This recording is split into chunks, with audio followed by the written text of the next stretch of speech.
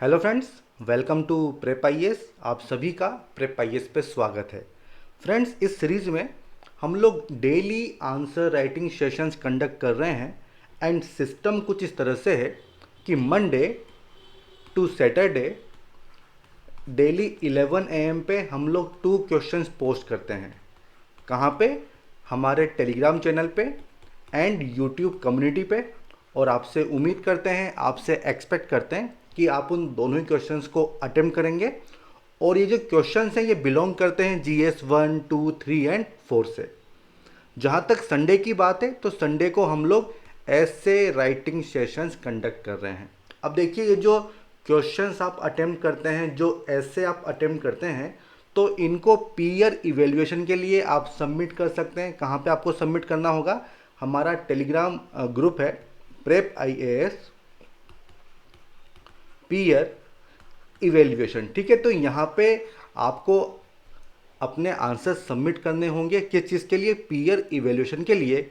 और इसका लिंक इस वीडियो के डिस्क्रिप्शन बॉक्स में आपको मिल जाएगा। जहाँ तक आज का सेशन है, तो आज के सेशन में हमने 2 क्वेश्चन लिए हैं और ये दोनों ही क्वेश्चन बिलोंग करते हैं GS 4 एथिक्स से। एक 10 मार्कर है और एक केस स्टडी हमने यहाँ पे ली है। 1 बाय 1 दोनों को डिस्कस करेंगे। अगर आपका कोई डाउट होता है तो आप कमेंट सेक्शन में मुझसे पूछ सकते हैं। एंड उसके बाद हम क्या करेंगे, एक लर्नर की आंसर शीट डिस्कस करेंगे। उसका पर्पज़ क्या है? उसका पर्पज़ ये है ताकि आपको आइडिया लग जाए कि कहाँ कहाँ पे इम्प्रूवमेंट का स्कोप है और कौन कौन सी मिस्टेक्स हैं जो आपको नहीं करनी है। ठीक है, तो स्टार्ट करें हमारा आज का सेशन। ठीक है, फर्स्ट क्वेश्चन पूछा गया है ऑर्गेनाइजेशनल कल्चर के बारे में। ये हमारा टॉपिक है, सिलेबस में इसको मेंशन किया गया है। ठीक है, वर्क कल्चर या फिर ऑर्गेनाइजेशनल कल्चर के बारे में क्या पूछा गया है? What do you understand by organisational culture? How can this impact public service motivation and sustain values in the administration? तो ये क्वेश्चन पूछा गया है। काफ़ी स्ट्रेट फॉरवर्ड सिंपल सा क्वेश्चन है। सबसे पहले आपको डेफिनेशन बतानी होगी, एक्सप्लेन करना होगा, डिफाइन करना होगा कि ऑर्गेनाइजेशनल कल्चर क्या होता है। ठीक है, इससे आपका क्या मतलब है, इसको आपको एक्सप्लेन करना होगा। उसके बाद आपको ये बताना होगा कि किस तरह से ये जो कल्चर है ये इम्पैक्ट करता है जो पब्लिक सर्विस, जो ब्यूरोक्रेट्स हैं उनके मोटिवेशन को, और किस तरह से वैल्यूज़ को सस्टेन करने में हेल्प करता है। ठीक है, तो ये चीज़ आपको यहाँ पे एक्सप्लेन करनी है। अगर मैं बात करूं कि इसमें क्या डिफरेंट पार्ट्स हो जाएंगे, तो सबसे सिंपल सा क्वेश्चन है। सबसे पहले आप इंट्रोड्यूस करेंगे और यहाँ पे डिफाइन कर दो कि ये कल्चर का मतलब क्या होता है। इसके बाद इसका इम्पैक्ट क्या है ये आपको बताना होगा और सबसे एंड में आपको कंक्लूड करना होगा। ठीक है, एथिक्स में हमेशा ध्यान रखो कि कोई ना कोई एग्जाम्पल यहाँ पे होना चाहिए। ठीक है, तभी आपका जो आंसर है वो कंप्लीट आंसर माना जाएगा। कुछ एग्जाम्पल वगैरह आपको यहाँ पे देना होगा जो मैं आपके साथ डिस्कस भी कर लूँगा। तो देखिए, बात आती है ऑर्गेनाइजेशनल कल्चर की। इसका मतलब क्या होता है? देखिए, कल्चर मीन्स अगर हम ऑर्गेनाइजेशन को एज ए ग्रुप देखें तो उसका क्या वैल्यू सिस्टम है, क्या उसका बिलीफ है। ठीक है, क्या वैल्यूज़ को प्रिफर करते हैं, तो उनको कहा जाता है ऑर्गेनाइजेशनल कल्चर। जैसे कि अगर आप देखें, जैसे वेस्टर्न जो ऑर्गेनाइजेशंस होती हैं वहाँ पे क्या चीज़ आपको देखने को मिलेगी? वहाँ पे जो सुपीरियर एंड जो जूनियर है उनका जो रिलेशनशिप वो काफ़ी फॉर्मल होता है। वो बाय नेम उनको बुलाते हैं। क्यों? क्योंकि वहाँ पे इंडिविजुअलिज्म को ज़्यादा प्रीफर किया जाता है। वहीं अगर इंडिया में देखें तो वहाँ तो ऐसा नहीं है। सीनियर और जूनियर के बीच में काफ़ी गैप आपको दिखेगा, हायरार्की आपको देखने को मिलती है। अगर वेस्टर्न कल्चर की बात करें तो वहाँ पे बेसिकली फोकस किस चीज़ पे होता है? क्वालिटी ऑफ वर्क पे। ठीक है, कि जो भी आप वर्क कर रहे हैं उसमें कितना अपना इनपुट दे रहे हैं, कितनी एफिशिएंटली उस काम को कर रहे हैं। जबकि इंडिया में अगर आप देखेंगे तो यहाँ पे मेनली जो फोकस होता है वो क्वांटिटी पे होता है कि भाई कितनी देर आप काम कर रहे हैं। यार, हम तो 10 घंटे काम कर रहे हैं, भले ही वो जितना आपने आउटपुट निकाला उसके लिए 5 आवर्स काफ़ी थे। ठीक है, तो 5 आवर्स पे फोकस कहाँ पे होगा? वेस्टर्न कल्चर में। जबकि इंडिया में होता है कि कितना टाइम आप दे रहे हो। जब बॉस जाएगा तो बॉस के जाने के बाद ही हमें जाना है, भले ही काम हो चाहे ना हो। ठीक है, तो इस तरह से आप कल्चर को डिफाइन कर सकते हो। ठीक है, अब देखिए, अगर जो ऑर्गेनाइजेशन है वो प्रमोट करती है ऑनेस्टी को, वो प्रमोट करती है एम्पैथी को, वो प्रमोट करती है कंपैशन को, वो प्रमोट करती है पंचुअलिटी को। तो इससे क्या होगा, जो एम्प्लॉयज़ हैं जो उसमें काम कर रहे हैं तो उनकी एफिशिएंसी भी बढ़ेगी और ये सारी जो वैल्यूज़ हैं ये सब उनमें सस्टेन होंगी, उनको मोटिवेट करेंगी। ठीक है, तो ये सब पॉइंट आपको यहाँ पे लिखना है। ठीक है, कि किस तरह से ये जो कल्चर है ये ब्यूरोक्रेट्स को मोटिवेट करता है, ठीक है, वैल्यूज़ को उनमें प्रमोट करता है। समझ में आ गया? बहुत ही सिंपल सा क्वेश्चन है। अब देखिए इसमें सबसे पहले आपको इंट्रोड्यूस करना होगा, तो इसको डिफाइन कर दो। Set of behavioural, emotional, psychological framework that members adopt. ये वही बात है कि एज ए ग्रुप आपका क्या कल्चर है, क्या वैल्यू सिस्टम है, ठीक है, क्या वैल्यू सिस्टम आपका है। It reflects the value system, leadership style, procedure.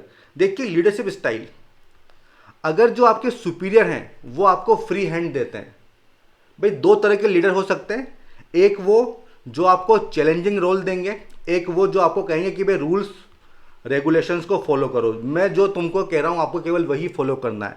तो कौन से सिस्टम में आपका कल्चर ज़्यादा अच्छा है, वहीं पे ना जहाँ पे चैलेंजिंग रोल है। इससे क्या होगा, जो आपका ट्रू पोटेंशियल है आप उसको रियलाइज कर सकते हो।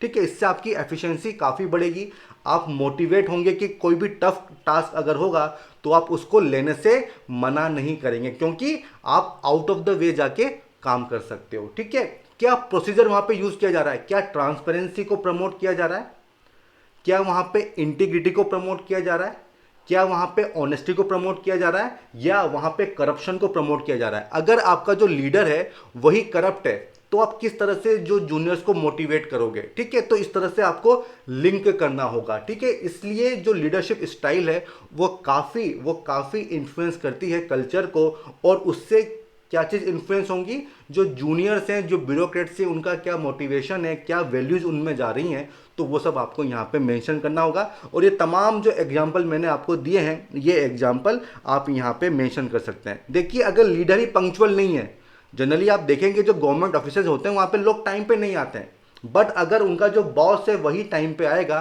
तो बाकी लोगों को भी टाइम पे आना पड़ेगा ना। तो ये क्या है, ये बेसिकली आप वैल्यूज उनमें इनकलकेट कर रहे हो। ठीक है, वैल्यूज उनमें इनकलकेट कर रहे हो। भाई अगर आप परफॉर्मेंस को जज कर रहे हो कि किस तरह से आप काम करते हो, एक तो ये तरीका है, या फिर आप इस तरह से जज कर रहे हो कि यार उसने मेरी बात उस दिन नहीं मानी थी तो उसको हम परफॉर्मेंस कम कर देते हैं, उसको रेटिंग कम दे देंगे। तो इससे क्या होगा, इससे बेसिकली जो सामने वाला बंदा है जो अच्छे से काम करता है लेकिन उसकी परफॉर्मेंस आप सही से इवेल्युएट नहीं कर रहे हो तो वो डिमोटिवेट होगा, और उससे क्या होगा, अगले साल वो कम परफॉर्म करेगा, सही से काम नहीं करेगा।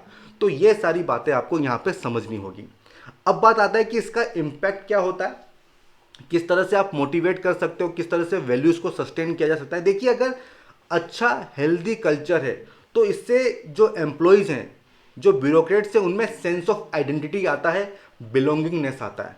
देखिए अगर वेलफेयर को प्रमोट किया जा रहा है, अगर कंपैशन एम्पैथी को प्रमोट किया जा रहा है, तो ऐसा मैसेज आप दोगे कि ये जो ब्यूरोक्रेट्स हैं, जो एडमिनिस्ट्रेशन है, ये एक लार्जर सोसाइटी का पार्ट है। ठीक है, तो आपको पर्सनल इंटरेस्ट से ऊपर उठ के काम करना है ताकि वेलफेयर आप इंश्योर कर सको। ठीक है, तो सेंस ऑफ आइडेंटिटी यहां पे है।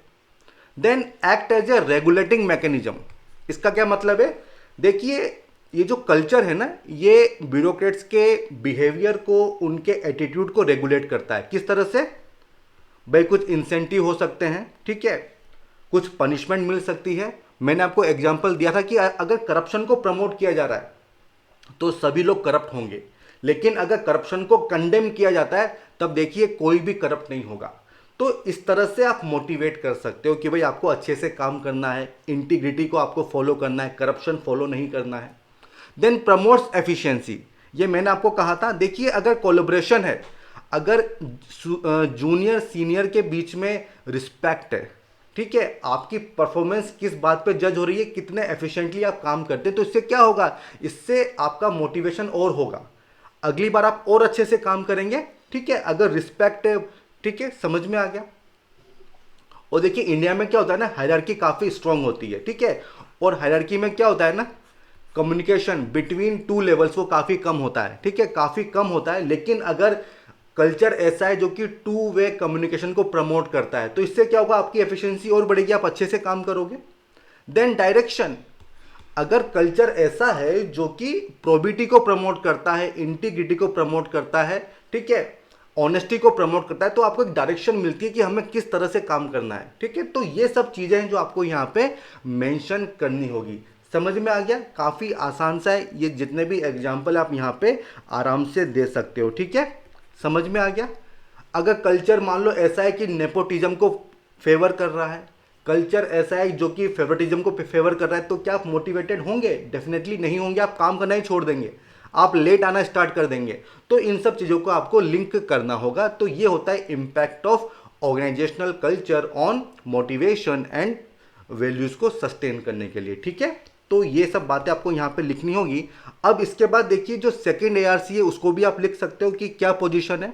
तो देखिए सेकेंड ARC ये कहता है कि जहाँ तक इंडिया की बात है, ब्यूरोक्रेसी की बात है, तो जो यहाँ पे पुअर ऑर्गेनाइजेशनल कल्चर देखने को मिलता है, और अगर ये कल्चर पुअर होगा तो इसीलिए देखिए करप्शन आपको देखने को मिलता है, वैल्यूज जो हैं वो डिग्रेड हो गई हैं। ठीक है, एम्पैथी, कंपैशन ये कम आपको देखने को मिलता है। ठीक है, तो बेसिकली करना क्या है? बेसिकली हमें ये करना है कि एक ऐसा कल्चर हमको प्रमोट करना है जिसमें आप एम्प्लॉय पार्टिसिपेशन को इंकरेज करो, जो वैल्यूज हैं वो प्रॉपरली ट्रांसमिट होनी चाहिए ताकि वो सब लोग मोटिवेटेड रहें, उनकी एफिशिएंसी बढ़ जाए और आप अल्टीमेटली जो वेलफेयर फंक्शन है उसको इंश्योर कर सको। ठीक है, तो ये कंक्लूजन होगा। और आई होप कि ये जो क्वेश्चन है इसकी डिमांड को आप समझ गए होंगे और हमने काफ़ी अच्छे से इसको किया है। और अगर कोई डाउट है तो आप मुझसे कमेंट सेक्शन में पूछ सकते हो। ठीक है, तो ये कंक्लूजन हो जाएगा। अब आगे बढ़ें। जो सेकंड क्वेश्चन है वो एक केस स्टडी है और ये 20 मार्कर है, 250 वर्ड्स में आपको अटेम्प्ट करना है। देखिए क्या पूछा गया है। बेसिकली आजकल इस तरह के क्वेश्चन भी पूछे जाते हैं। आपको कोई एक सिचुएशन नहीं दी जाएगी बट एक इशू दिया गया है और उस इशू को आपको रिजोल्व करना है। ठीक है, और इशू यहाँ पे क्या है? डीप फेक्स, काफ़ी न्यूज़ में था। ठीक है, और इसी तरह से क्वेश्चन पूछे जाते हैं कि it is a powerful technology through which programmers can manipulate a video और audio content and make them look real with the help of AI। Artificial intelligence का यूज़ करके इसमें क्या होता है कि जो ऑडियो है, जो वीडियो है, उनको मैनिपुलेट कर दिया जाएगा और वो ऐसी लगती हैं कि एकदम रियल हो और आप भी कंफ्यूज हो जाओगे। मान लो कोई पॉलिटिशियन है, उसने कुछ कहा है कि यूनिटी होनी चाहिए इंडिया में, बट इस तरह से मैनिपुलेट किया जाएगा कि वो पॉलिटिशियन कह रहा है कि यूनिटी नहीं होनी चाहिए बल्कि हमें हिंदुइज्म को प्रमोट करना चाहिए। तो इस तरह से कुछ भी मतलब मैनिपुलेशन वहाँ पे हो सकता है। Also there are possibilities of misuse of this technology, इसके मिस यूज भी हो सकते हैं। फिर क्या बोला गया है? Deepfake makes it possible to fabricate media, जो मैंने आपको एग्जांपल दिया था। इसमें होगा क्या? आपके फेसेस स्वैप हो जाएंगे, कहा किसने है, लेकिन इस तरह से उसको अरेंज किया जाएगा कि कोई दूसरा बंदा वही बात बोल रहा है। ठीक है, लिप सिंकिंग वगैरह हो जाएगी। Mostly without consent and bring threat to psychology, security, political stability and business disruption. देखिए अगर मान लो इलेक्शन चल रहे हैं, होने वाले हैं, उसका कैंपेन चल रहा है और उस कैंपेन में एक पॉलिटिशियन है जो कि कैंपेन कर रहा है, बट उसके थ्रू ऐसा मैसेज दिया जा रहा है, रियल में नहीं बल्कि उसको मैनिपुलेट किया गया है कि भाई दंगे भड़का दो, तो क्या उसको वोट मिलेंगे? डेफिनेटली उसको वोट नहीं मिलेंगे। ठीक है, तो उसका पूरा जो करियर है वो खत्म हो जाएगा। तो इस तरह से आप यहाँ पे मतलब एक एग्जाम्पल देने की कोशिश की है। फिर क्या कहा गया है?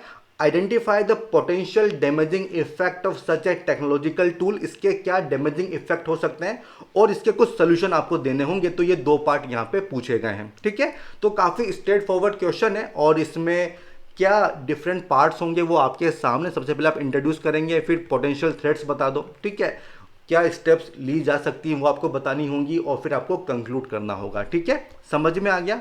तो भाई देखिए डीप फेक, इसकी पूरी थीम ही यही है। इसमें बेसिकली होता क्या है? इसमें बेसिकली आप कंप्यूटर के थ्रू इमेजेस हो गया, ठीक है, ऑडियो हो गया, वीडियो हो गया, इनको आप जनरेट करते हो जो कि फेक होती हैं बट एकदम रियल लगती हैं। फेक होती हैं लेकिन एकदम रियल लगती हैं एंड इसमें आर्टिफिशियल इंटेलिजेंस का यूज़ किया जाता है और इसमें जो रियल वीडियोज हैं उनको एकदम मैनिपुलेट कर दिया जाएगा। मान लो कोई ए बंदा है, उसने कुछ कहा है तो उसको क्या ऐसा इस तरह से ट्रीट किया जाएगा, इस तरह से दिखाया जाएगा कि कोई बंदा बी है वो उसको कह रहा है। ठीक है, तो इस तरह से जो फ्रॉड्स किए जा सकते हैं, इसीलिए इसको कहा जाता है डीप फेक। ठीक है, इसमें क्या होगा? जो पर्सन्स के वर्ड्स हैं, उनके जो एक्सप्रेशन हैं, जो हैंड मूवमेंट हैं, उन सबको मैनिपुलेट कर दिया जाता है। और ये काफ़ी आपने इसके बारे में सुना भी होगा। ठीक है, समझ में आ गया। और ये जो इस तरह के वीडियोज होते हैं, ऑडियो होते हैं, ये काफ़ी रियलिस्टिक होते हैं। ऐसा लगेगा कि एकदम सच में ऐसा हो रहा है, एकदम सच में हो रहा है। और क्योंकि काफ़ी रियल ये लगते हैं, तो इसलिए इनकी जो वल्नरेबिलिटी है वो काफ़ी बढ़ जाती है।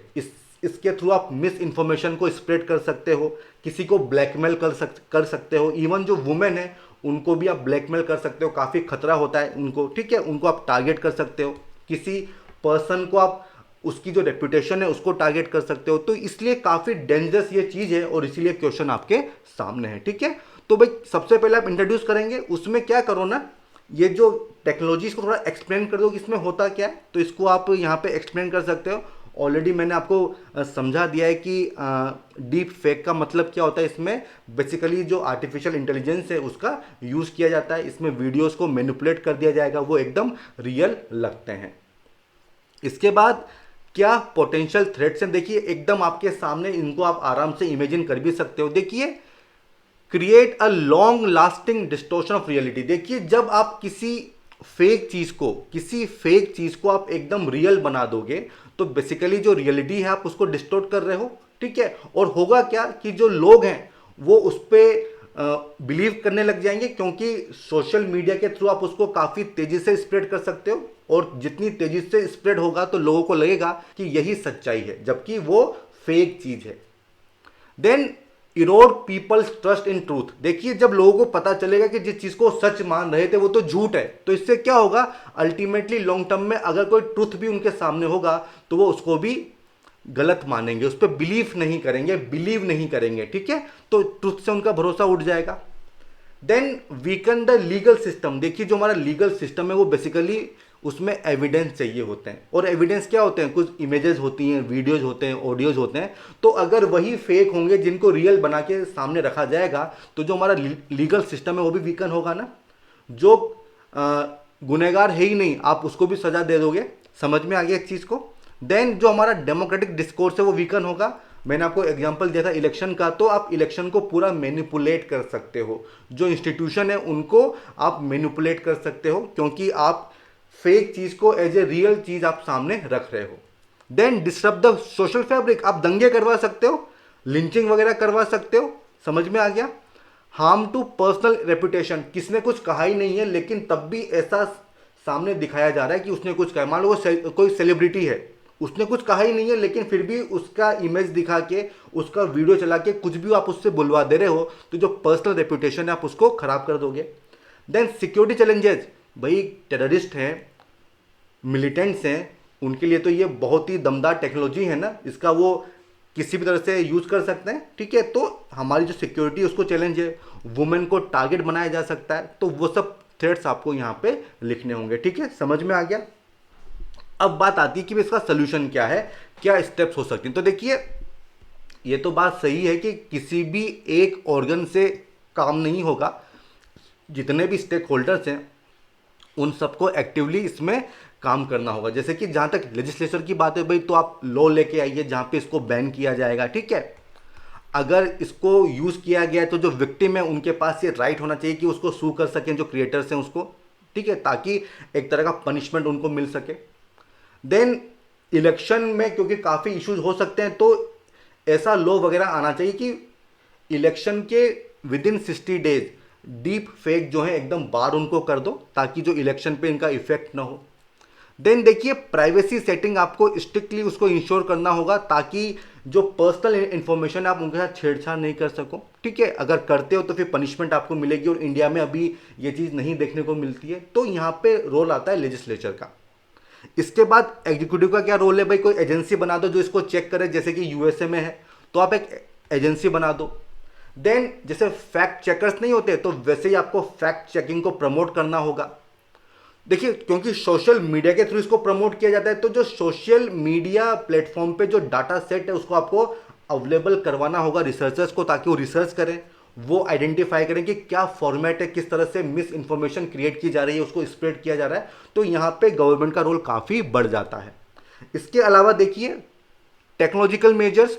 भाई ये भी एक टेक्नोलॉजी है, और इसको रोकने के लिए इसके अगेंस्ट आपको टेक्नोलॉजी का ही सहारा लेना होगा। ऐसी टेक्नोलॉजी आपको डेवलप करनी होगी जिससे आप डीप फेक्स को डिटेक्ट कर सकें, ठीक है। Each media file can be given a software badge, उस पर एक बैज लगाओ कि भाई इसका किसी भी तरह से मैनिपुलेशन नहीं किया गया है, तो ये भी एक अच्छा उपाय है, ठीक है, ये भी एक अच्छा सोल्यूशन है। तो इस तरह से आप टेक्नोलॉजी की भी बात कर सकते हो। देन सोशल मीडिया प्लेटफॉर्म के थ्रू इनका स्प्रेड होता है, तो उनकी भी रिस्पॉन्सिबिलिटी है। जो मीडिया हाउसेज हैं, जो जर्नलिस्ट हैं, जो कंज्यूमर्स हैं, जैसे कि हम लोग हैं, तो लिटरेसी प्रमोट करनी होगी ताकि जब भी कोई इंफॉर्मेशन हमारे सामने आए तो हम उसको केयरफुली चेक करें कि कहीं वो डीप फेक तो नहीं है। तो अवेयरनेस, बिहेवियरल चेंजेस काफ़ी इंपॉर्टेंट है।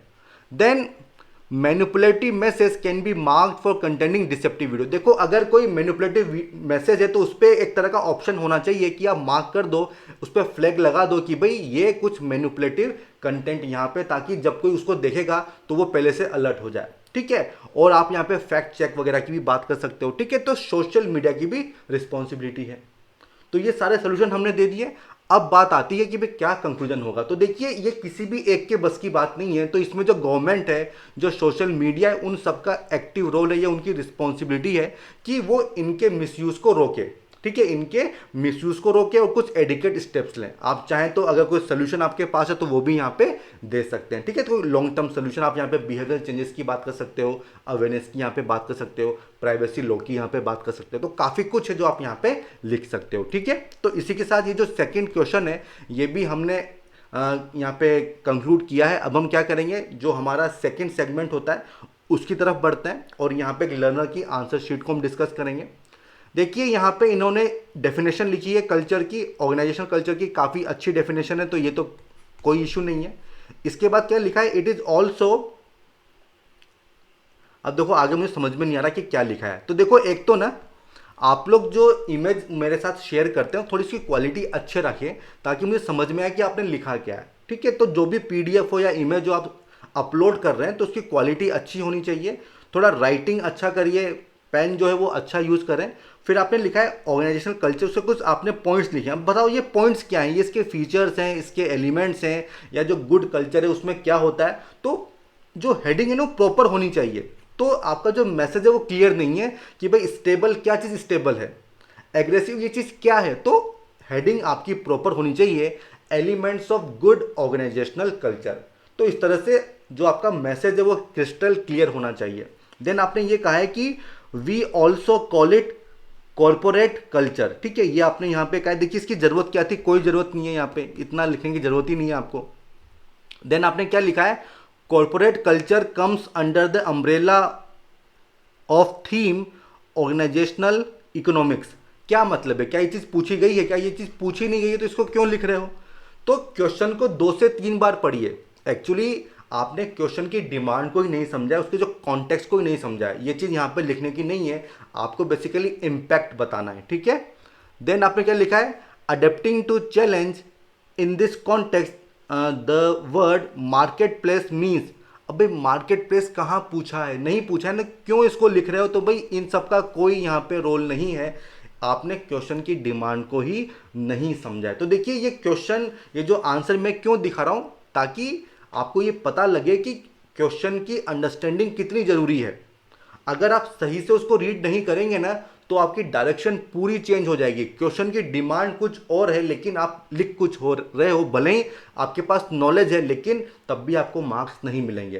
तो क्या करना होगा आपको बेसिकली 2 से 3 बार क्वेश्चन को पढ़ो, उसको डिफरेंट पार्ट्स में डिवाइड करो, उसके कीवर्ड्स को आइडेंटिफाई करो और फिर समझिए कि क्वेश्चन में क्या पूछा जा रहा है, ठीक है, और क्या डिमांड है। ये ऑलरेडी मैं आपको एक्सप्लेन कर चुका हूं।